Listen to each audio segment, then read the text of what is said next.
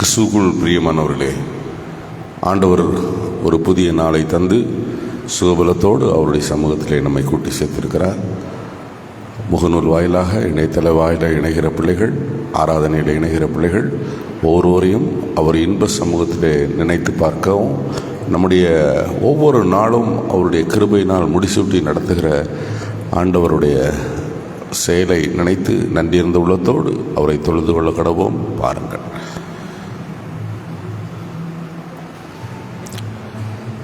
தேற்றிடுதேவும் வாக்குகள் என்னை ஆற்றிடுதேன்னினம் என்னையுமே தாரும் தேவா ஏடைக்கும் மாறாத கிருபை கண் பாரும் என்றும் நானும் அடிமை ஆனந்தமாய் இன்ப காணான் ஏடுவேன் தூய பிதாவின் முகம் தரிசிப்பேன். அளவில்லாமல் எங்களை நேசிக்கிற நல்லாண்டவரே, இந்த காலை வேளையிலே கானான் வாழ்வும் பரலோக வாழ்வும் எங்களுக்கு சொந்தம் என்று ஆண்டவரே சொல்லியிருக்கிறேன். அதை பெறுவதற்கான வழிகளையும் ஆண்டவரே போதிக்கிறேன். அதை புரிந்து கொள்ள இந்த காலை வேளையிலே எங்களை உற்சாகப்படுத்தும். எங்கள் ஆண்டவரை பின்பற்றி ஆண்டவருக்குள்ள பிள்ளைகளாக நாங்கள் வாழ்வதற்கு வேண்டிய பலனை எங்களுக்கு தாரும். ஆண்டவரே, வந்திருக்கிற பிள்ளைகள், வர இருக்கின்ற உமது அடியார்கள் யாவரையும் குறித்த நேரத்திலே கூட்டி சேரும். நிறைந்த ஆன்மீக சந்தோஷத்தை பெற்றுக்கொள்ள கிருபை செய்யும். ஒவ்வொருவரையும் ஆண்டவரை பொறுப்பெடுத்துக் கொள்ளும்.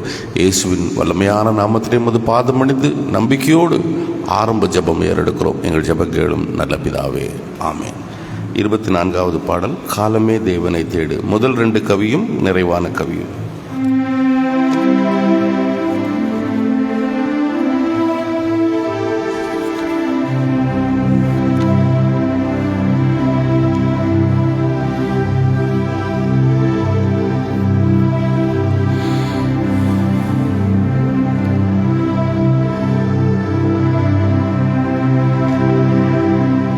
காலமே தேவனை தேடு, ஜீவகாருண்ய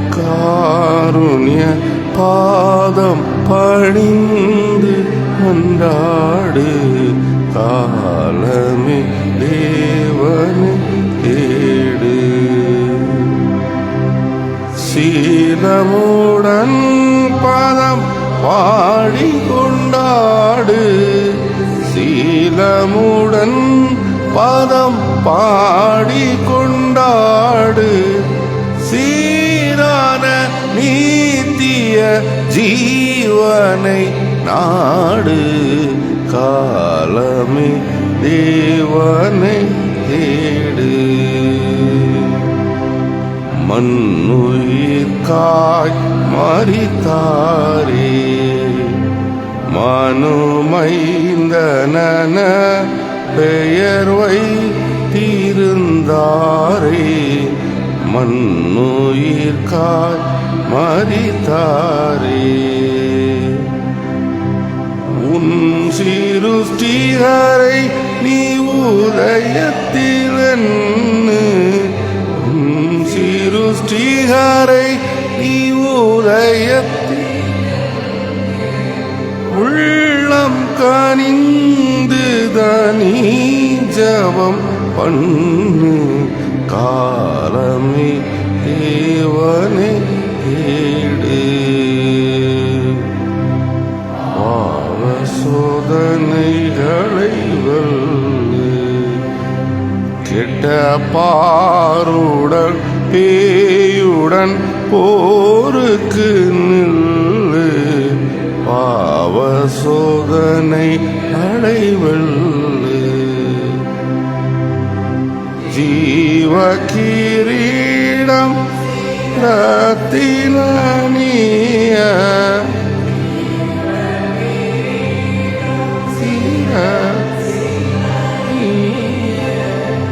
சிந்தனை செய்ய காலமே தேவனை தேடு, வேலையுமாக்கு கைகூட,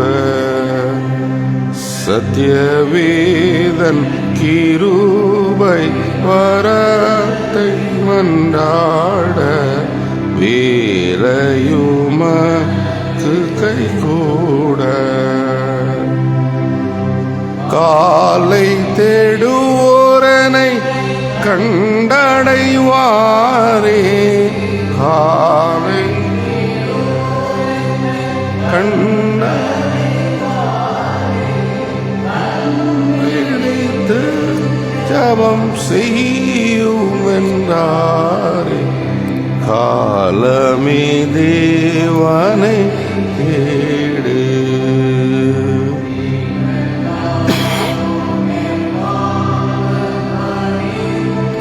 மன்றாடு, காலமே தேவனை தேடு. சங்கீதம் 1 முறைமுறையாக நாம் வாசிக்கலாம். 141 பக்கம் பாட்டு புத்தகத்தில், பாக்கியவான் எவன் பொல்லாதவரின் ஆலோசனையின்படி நடவாமல், பாவிகளின் வழி நில்லாமல், பரிகாசக்காரர் கூட்டத்தில் உட்காராமலும்,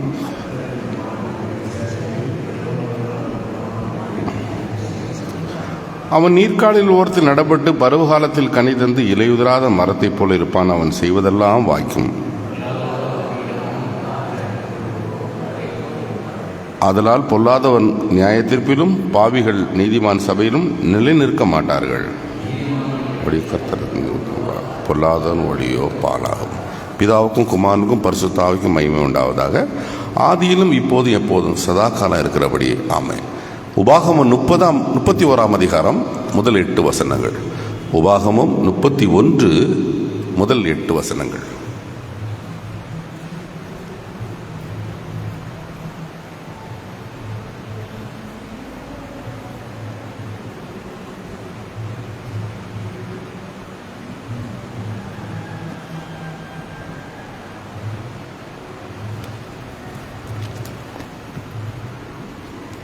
உபாகமம் 31 அதிகாரம் வசனங்கள் 1 முதல் 8 வரை. பின்னும் மோசே போய் இஸ்ரவேலர் யாவரையும் நோக்கி, இன்று நான் 120 வயதுள்ளவன், இனி நான் போக்கும் வரத்துமாய் இருக்கக்கூடாது. இந்த யோர்தானை நீ கடந்து போவதில்லை என்று கர்த்தர் என்னோடே சொல்லியிருக்கிறார். உன் தேவனாகிய கர்த்தர் தாமே உனக்கு முன்பாக கடந்து போவார். அவரே உனக்கு முன்னின்று அந்த தேசத்தாரை அழிப்பார். நீ அவர்கள் தேசத்தை சுதந்தரிப்பாய். கர்த்தர் சொன்னபடியே யோசுவா உனக்கு முன்பாக கடந்து போவான். கர்த்தர் அழித்த எமோரியரின் ராஜாக்களாகிய சீகோனுக்கும் ஓகுக்கும் அவர்கள் தேசத்திற்கும் செய்தது போலவே அவர்களுக்கும் செய்வார். நான் உங்களுக்கு விதித்த கட்டளைகளின்படி அவர்களுக்கு செய்வதற்கு கர்த்தர் அவர்களை உங்களுக்கு ஒப்புக் கொடுப்பார். நீங்கள் பலங்கொண்டு திடமனதாயிருங்கள். அவர்களுக்கு பயப்படவும் திகைக்கவும் வேண்டாம். உன் தேவனாகிய கர்த்தர் தாமே உன்னோடே கூட வருகிறார். அவர் உன்னை விட்டு விலகுவதும் இல்லை, உன்னை கைவிடுவதும் இல்லை என்று சொன்னான். பின்பு மோசே யோசுவாவை அழைத்து, இஸ்ரவேலர் எல்லாரும் பார்த்திருக்க அவனை நோக்கி, பலங்கொண்டு திடமனதாயிரு. கர்த்தர் இவர்களுக்கு கொடுப்பேன் என்று இவர்களுடைய பிதாக்களுக்கு ஆணையிட்ட தேசத்திற்கு நீ இந்த ஜனத்தை அழைத்து கொண்டு போய் அதை இவர்கள் சுதந்தரிக்கும்படி செய்வாய். கர்த்தர் தாமே உனக்கு முன்பாக போகிறவர். அவர் உன்னோடே இருப்பார். அவர் உன்னை விட்டு விலகுவதும் இல்லை, உன்னை கைவிடுவதும் இல்லை. நீ பயப்படவும் கலங்கவும் வேண்டாம் என்றான் என்பது.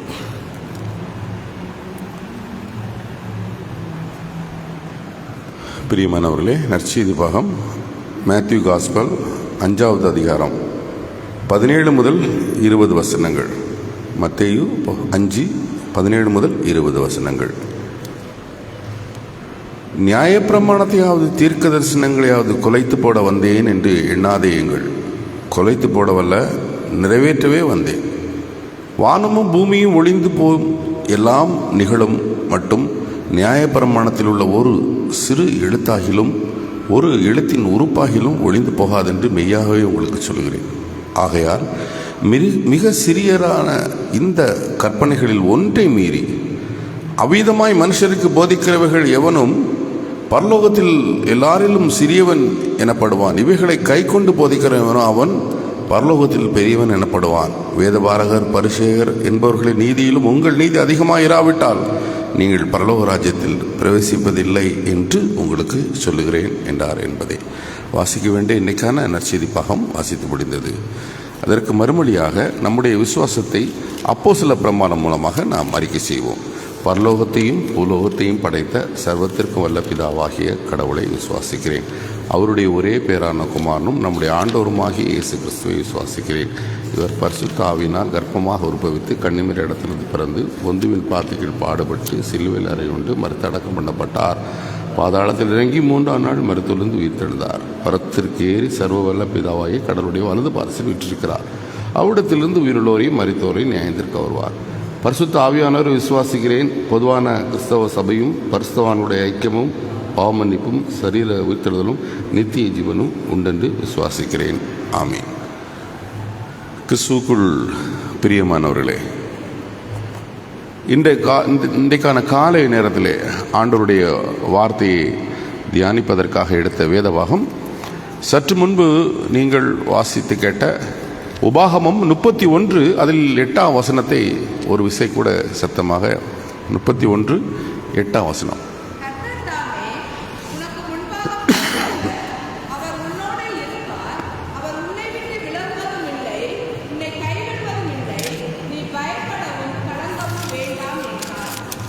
தலைவணங்கி ஜெபம் செய்வோம். எந்த நிலையிலும் பயப்படாதே, கலங்காதே, நான் உன்னோடு இருக்கிறேன் என்று சொல்லி எங்களை மட்டுமல்ல, எங்கள் முற்பிதாக்கள், ஊழியர்கள், அரசர்கள், நியாயாதிபதிகள் எல்லோரையும் ஆண்டவர் தேற்றுகிறவராக இருக்கிறீர்.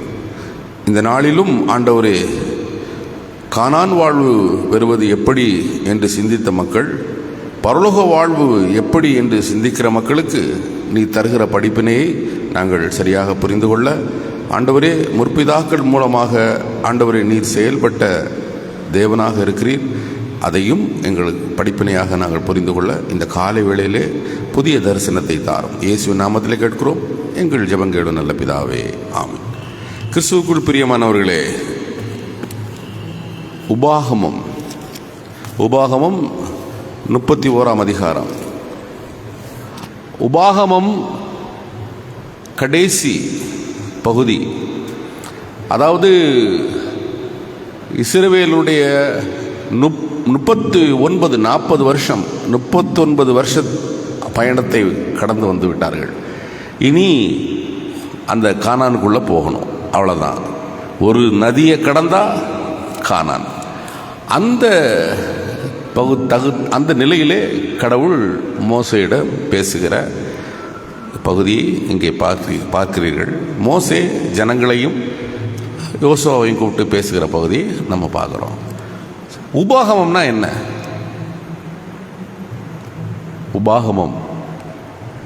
ஆகமம் இல்லையா?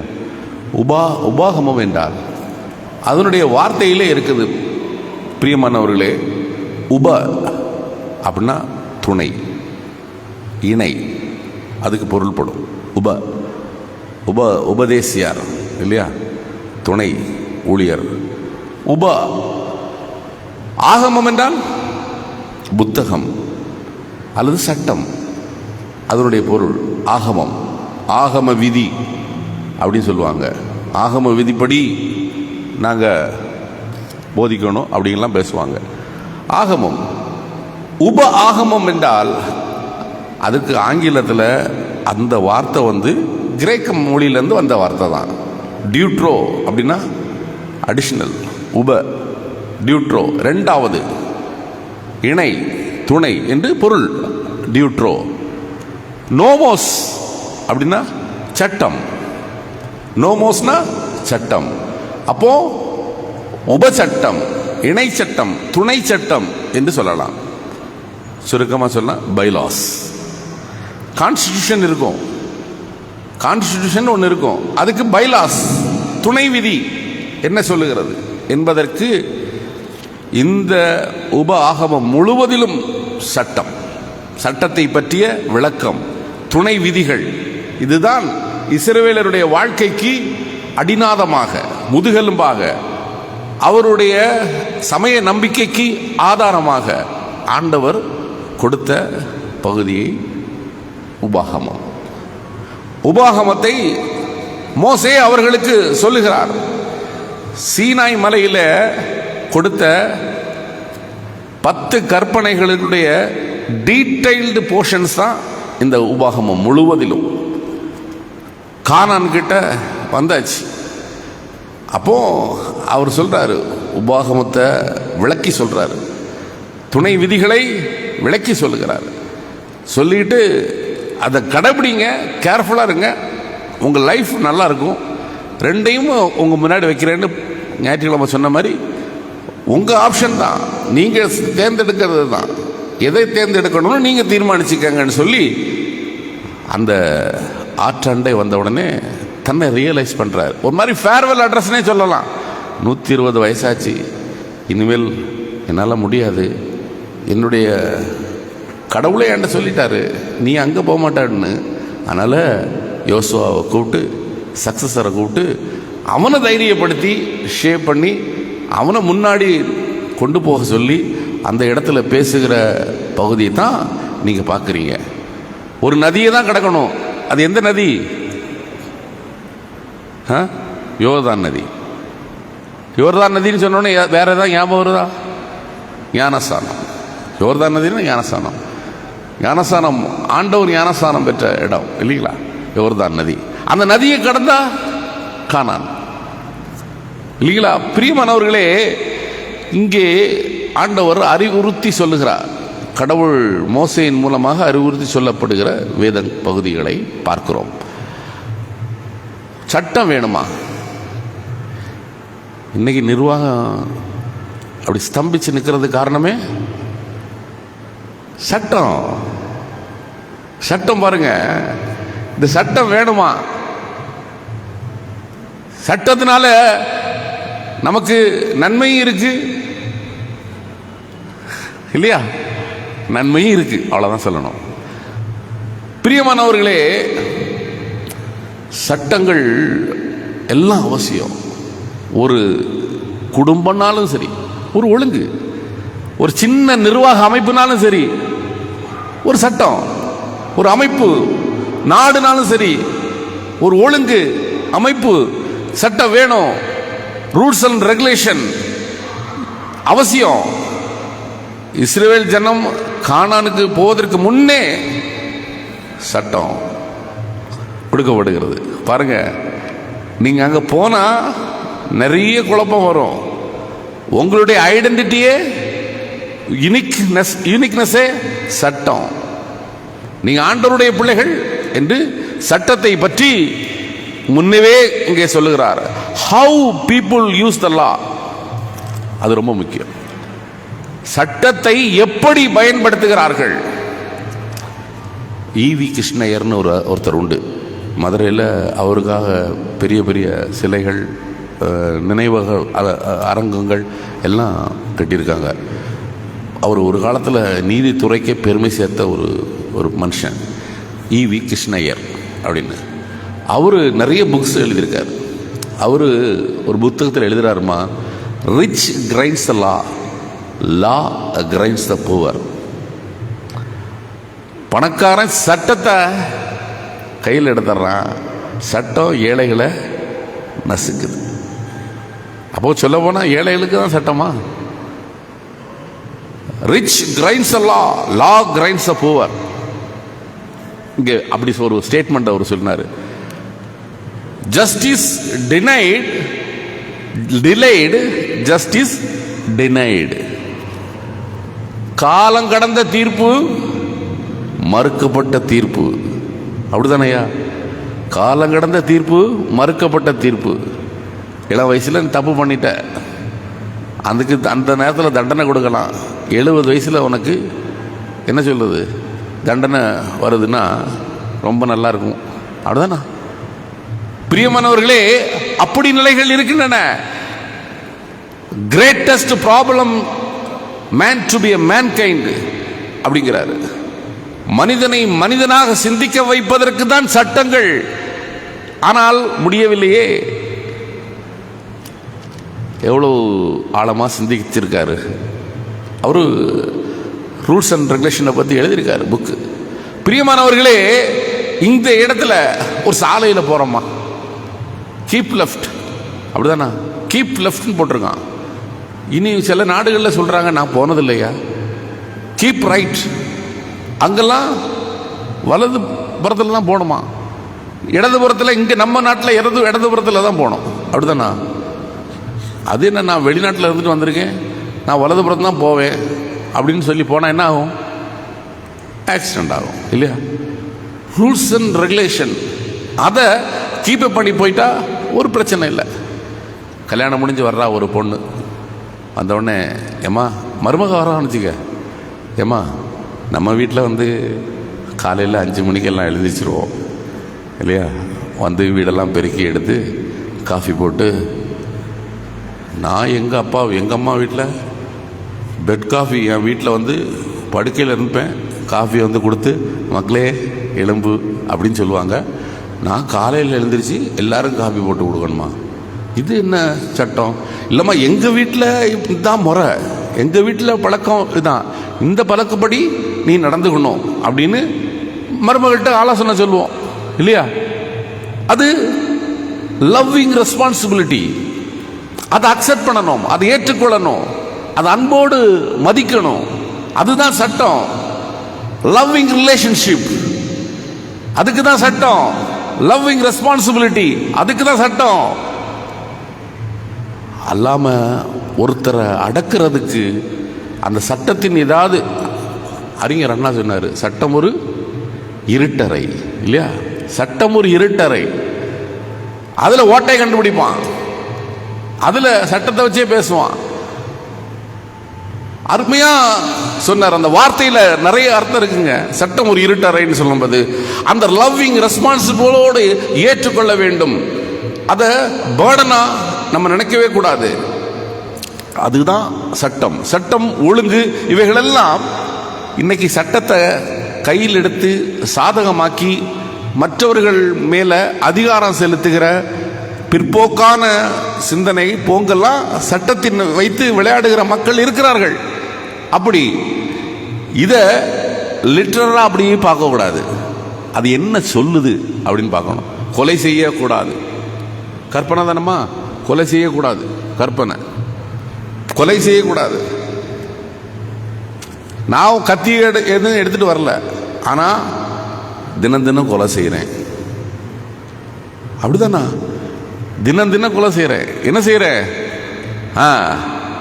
உன்னை மூடனே இல்லையா?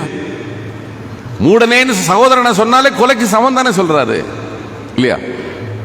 ஐயா நான் கத்தி எடுத்து யாரையும் குத்தலையா, ஆனா உங்களுக்கு மன உளைச்சலை கொடுக்கிறேன், அது கொலைக்கு சமங்கிறாரு ஆண்டவர் இயேசு. எப்படி நியாயப்பிரமாணத்தை இவர் கொலைத்து போடுகிறார். எம்மா கையும் மெய்யுமா பிடிபட்டா கல்லெறிஞ்சு கொல்லணுங்கிறது நியாயம்தான். பிடிச்சிட்டு வந்து நிற்கிறான், கையும் மெய்யுமா பிடிச்சிட்டான் ஐயா அப்படி சொல்லி நிற்கிறான். நீதி சொல்லுங்க அப்படின்னு சொல்றான். ஆண்டவர் என்ன சொன்னாரு? சட்டப்படி சரிதானே, கையும் மெய்யுமா பிடிச்சிட்ட கல்லெறிஞ்சிட வேண்டியதானே. என்ன சொன்னாரு? உங்களில் பாவம் இல்லாதவன் முதற்கல்லை வீசுங்கள் இல்லையா? Every rules got an exception. அதை ஆழமா பார்க்கணும். நீ அதை அப்படி அடக்குமுறை செய்தார்கள். அடக்குமுறை, சட்டத்தை வைத்து அடக்குமுறை. இதுதான் ஆண்டவர் வெறுத்தாரு. ஸ்தேவானை யாருயா? என்ன குற்றம் பண்ணினாரு ஸ்தேவான்? கல்லெறிஞ்சு கொண்டாங்கல்ல அநேக மக்களை. கண்மூடித்தனமாக சட்டத்தை கையில் எடுத்து, சட்டம் சொல்லுகிறது, சட்டம் சொல்லுகிறது.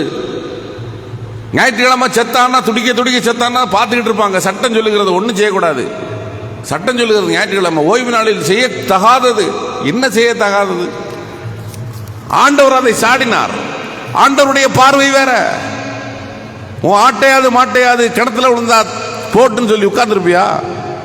நீ என்ன பேசுற அப்படிங்கிறார். ஞாயிற்றுக்கிழமை செய்யக்கூடாது, இதை செய்யக்கூடாது, சுகமாக்க கூடாது. என்ன சட்டம்? அப்போ மனுஷனுக்காகவே சட்டமா, சட்டத்திற்காகவே மனுஷனா? கடவுள் கேட்டார் இல்லையா? அப்போ அப்போ சட்டங்கள் அவசியம்தான். அதை சரியாக புரிந்து கொண்டு அந்த சட்டத்தின்படி நடக்க வேண்டும். அந்த புரிதல் இருக்க வேண்டும். ஆகவே தான் கடவுள் என்ன சொல்றாரு, நீ பரலோக வாழ்வு, இங்க கானான் வாழ்வு, உள்ள கானான் வாழ்வுக்குள்ள போறாங்க இல்லையா, அங்க பரலோக வாழ்வு. இயேசு சொல்கிறார், நீ சட்டப்படி, சட்டத்தை நான் குலைச்சு போடவா வந்தேன், நியாயப்பிரமாணத்தை நான் குலைச்சு போடவா வந்தேன், அதை தெளிவா உனக்கு புரிய வைக்க வந்தேன் இல்லையா. சட்டத்தை நீ சரியாவே புரிஞ்சுக்கலையே. சட்டத்தை சரியா புரிஞ்சு சட்டத்தின்படி நடக்கணும். அது லவ்விங் ரெஸ்பான்சிபிலிட்டியை வெளிப்படுத்துகிற ஒரு காரியம் அப்படிங்கிற ஒரு புரிதல் இருந்ததுன்னா சட்டத்தை கொடுத்துக்கிட்டு யாரும் கோர்ட்டுக்கு போக மாட்டாங்க. கோர்ட்டுக்கு போறவங்கலாம் நீதி வேணும்னு போறாங்களா,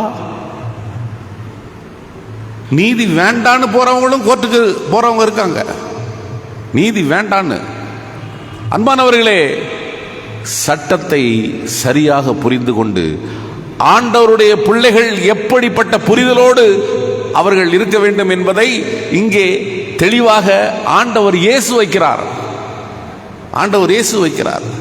மோசேயின் சட்டம் எதுக்கு எடுத்தாலும் பரிசேயரிலும் வேதபாரகரிலும் உங்கள் நீதி அதிகமாக இருக்க வேண்டும். அப்படிப்பட்ட நிலையில் தான் நீங்கள் பரலோகத்தில் பிரவேசிக்க முடியும். ஆண்டவர் தெளிவாக சொல்றார். சட்டம் வாழ்வு தராது. பிரியமானவர்களே, ஆம்புலன்ஸ் வருதியா, லெஃப்ட் பக்கம் போகணும், பச்சை லைட்டு அடிச்சாதான் நீ போகணும் அப்படின்னா அவன் பறந்து போயிட்டு இருப்பான்.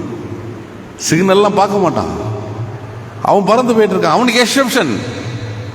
ஏன்? மனுஷனுக்காக தான் விதிகள் எல்லாம், மனுஷ நன்மைகளுக்காக தான்.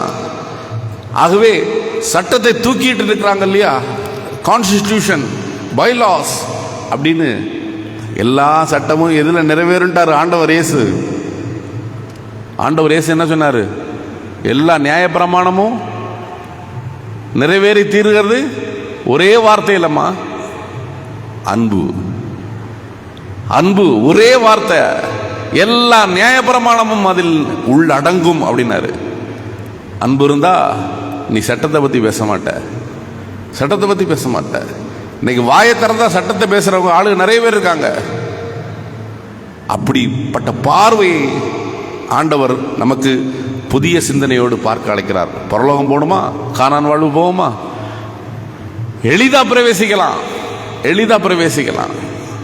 சோதனைகள் வரும். பிரியமானவர்களே, கடவுள் சமூகத்திலே சரியான புரிதல், கடவுள் என்ன அறிவுறுத்தி சொல்ல வருகிறார், சட்டத்தின்படி, சட்டத்தின் மூலமாக என்ன அறிவுறுத்தி சொல்ல வருகிறார்.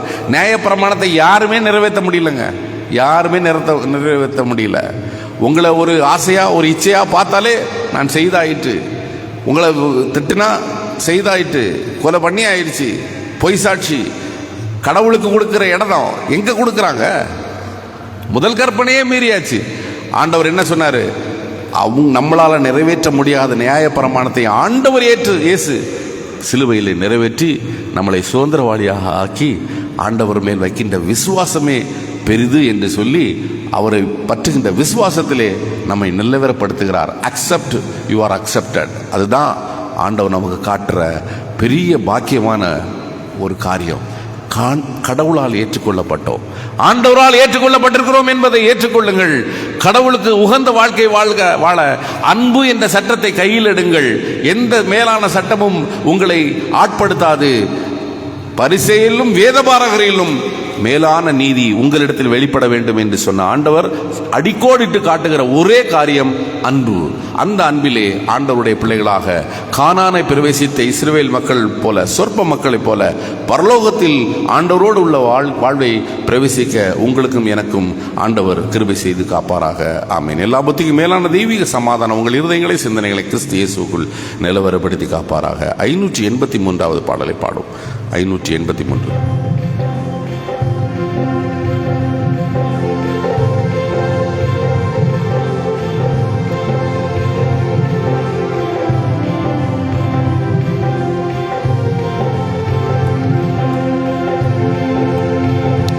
வருவார்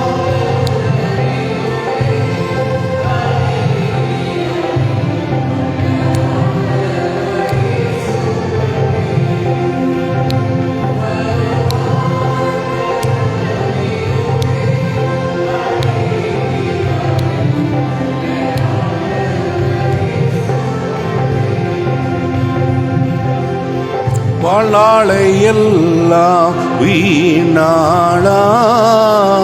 வருத்தத்தோடே கழிப்பது ஏன்? வாழ்நாளை எல்லாம் வீணாளாய் வருத்தத்தோடு கழிப்பது ஏன்? வந்தவர் பாதம் சரணடைந்தார், வாழ்வித்து உன்னை சேர்த்து கொள்வார். வருவார் தருணமிதுவே அழைக்கிறாரே வல்ல ஆண்டவர் இயேசு அண்டை.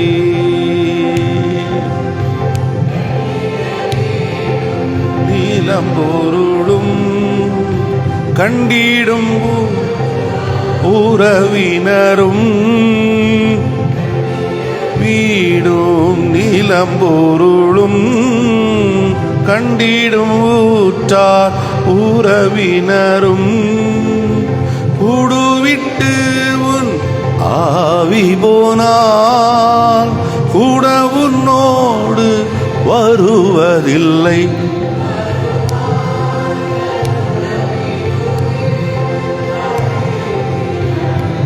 அல்ல ஆண்டவர் இயேசு அண்டை. பாவம் வியாதியையும் மாறாத உந்தன் பலவீனமும் தீராத பாவம் வியாதியையும் மாறாத உந்தன் பலவீனமும் ஒரு குருசில் சுமந்து தீர்த்தார். குணமடைய வருவாய் தருணமிதுவே அழைக்கிறாரே வல்ல ஆண்டவர் இயேசு அண்டை. ஜெபம் செய்வோம். அளவில்லாமல் எங்களை நேசிக்கிற நல்லாண்டவரே, நியாயப்பிரமாணத்தை அழிக்கவா வந்தேன்? அல்லவே அல்ல, நிறைவேற்றவே வந்தேன் என்று சொல்லி ஆண்டவராய் இயேசு திருவாய் மலர்ந்து சொன்ன வார்த்தைகளை ஆண்டவரே இந்த நேரத்திலே உணர்கிறோம்.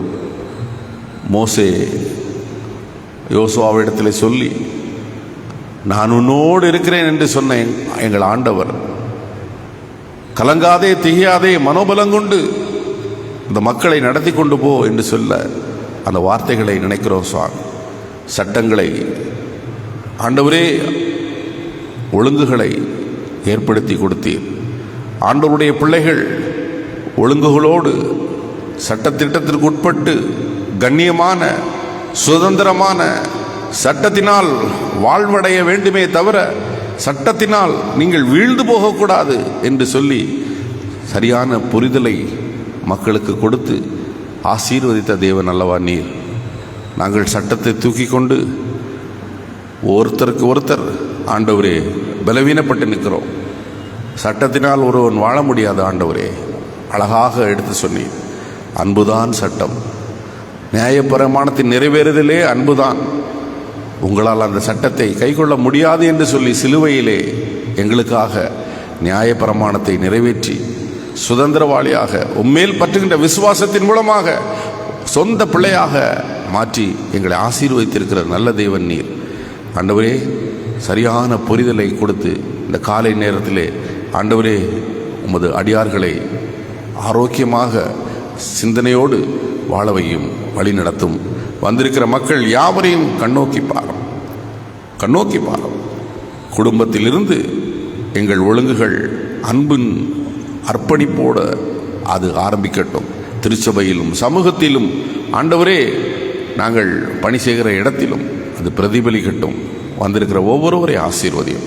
சபை ஆண்டவரே, உத்தியோகஸ்தர்கள், டீக்கன்மார்கள், கமிட்டி அங்கத்தினர்கள் யாவரையும் ஆசீர்வதியும். ஆண்டவரே, பணிவிடைக்காரர்கள், கோயில் பிள்ளை மற்றும் கணினி ஊழியர் யாவரையும் ஆசீர்வதியும். உடன் ஊழியராக இருக்கிற போதகருக்காகவும் குடும்பத்திற்காகவும் ஜெபிக்கிறோம். ஆண்டவரே, யாராருக்காக ஜெபிக்க கடமைப்பட்டிருக்கிறோமோ அவர்களை நினைக்கிறோம். மருத்துவமனையிலே கஷ்டப்படுகிற சிகிச்சை பெறுகிற அடியார்கள் இருக்கிறார்கள் சுவாமி. அதிசயமான ஆண்டவரே, அற்புதமான விடுதலை தர வல்லமையுள்ள தேவன் நீர். ஆண்டவரே, உமது அடியார்களுக்கு ஆண்டவரே இந்த மருத்துவ பண்டுவத்திலிருந்து விடுதலை கொடுத்து நீர் ஆசீர்வதிக்க வேண்டும் என்று கெஞ்சுகிறோம் அப்பா. ஆண்டவரே, வயோதிகத்து நிமித்தமாக கஷ்டப்படுகிற மக்கள் இருக்கிறார்கள். அவர்களுக்கும் நீர் போதுமானவராக இருந்து வழிநடத்தும். ஆலயத்திற்கு வர வாஞ்சை இருந்தும் வர முடியாமல் தவிக்கின்ற பிள்ளைகளும் உண்டு. அவர்களையும் பொறுப்பெடுத்துக் கொள்ளும். வெளிநாடுகளிலே வெளி ஊர்களிலிருந்து ஆண்டவரே உமது வார்த்தையை செவிமடுக்கிற பிள்ளைகளையும் விசேஷமாக ஆசீர்வதியும். ஒன்றையுமே நாங்கள் கொண்டு வந்ததில்லை, ஒன்றையும் கொண்டு போவதில்லை சுவாமி. உம்முடைய பிள்ளைகளாக வாழவையும். இந்த நாளை சிறப்பாக காணுகின்ற பிள்ளைகள் இருக்கிறார்கள். அவர்களையும் ஆண்டவர் ஆசீர்வதியும். குறைகளை பொறுத்து கொள்ளும், குற்றங்களை மன்னியும். இயேசுவின் விலையேறப்பெற்ற நாமத்திலே உமது பாதம் மன்னிந்து மன்றாடி ஜெபிக்கிறோம் எங்கள் ஜெபங்களும் நல்ல பிதாவே, ஆமேன். பரமண்டலங்களில் இருக்கிற எங்கள் பிதாவே, உடைய நாமம் பிரசித்தப்படுவதாக, உடைய ராஜ்யம் வருவதாக, உங்கள் சித்தம் பரமண்டலத்தில் செய்யப்படுவது பூமியில் செய்யப்படுவதாக. அன்னன் வேண்டிய ஆகாரத்தை எங்களுக்கு தாரும். எங்கள் கடனாளிகள் நாங்கள் மன்னிக்கிறது போல எங்கள் பாவக்கடன்கள் மன்னியும். எங்களை சோதனைக்கு உட்படப்படாமல் தீமில் ரட்சித்துக் கொள்ளும். ராஜ்யமும் வல்லமையும் மகிமையும் என்றென்றைக்கும் உம்முடையவைகளே, ஆமேன். ஆண்டவராய் இயேசு கிறிஸ்துவின் கிருபையும் பிதாவின் அன்பும் தூயாவின் துணையும் இன்றும் என்றும் சதா காலமும் உங்கள் அனைவரோடு வந்து ஆசீர்வதித்து காப்பாராக, ஆமேன். என் ஆத்மாவே கர்த்தரை சோஸ்திரி, என் உள்ளமே பரிசுத்த நாமத்தை சோஸ்திரி. என் ஆத்மாவே கர்த்தரை சோஸ்திரி, கர்த்தர் செய்த சகல உபகாரங்களையும் மறவாதே.